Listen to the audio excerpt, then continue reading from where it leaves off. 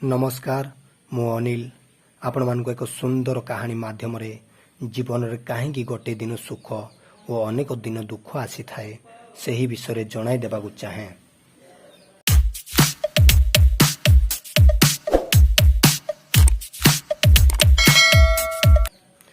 जन्म और मरण गोटे दिन लेखा होई थाए सत, किंतु डाक्तर माने जन्मर तो कही दियंती हेले मरणर केही कही पारिबे नाही।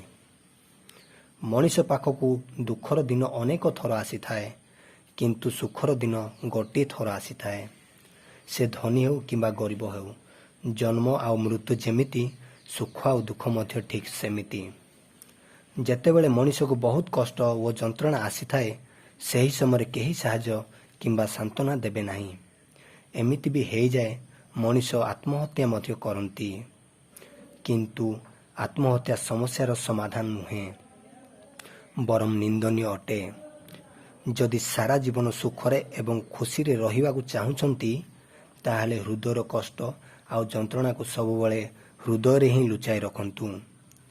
कारण दुनिया रे केही निजर नुहंती, समय ही केवल निजर। समय भल थिले समस्ते निजर, किंतु समय खराब हेले समस्ते हो जाती पर। दुख हेउ किंबा सुख हेउ काहारी आगरे प्रकाश करंतु नाही, कारण ए जीवन रे लोक माने सुख और खुशी आगरे नजर पकाई दियंती एवं दुख आगरे अधिक लंका गुंड ढाली दियंती।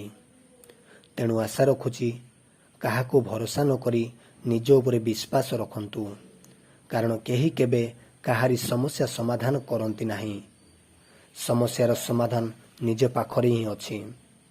साहस रखी निज समस्या निजे ही समाधान करने को चेष्टा करंतु। दुख आसिले चिंता करिया पड़ी थाए, हेले चिंता कले कौन क्षति हुए ताहा जना पड़े नाही।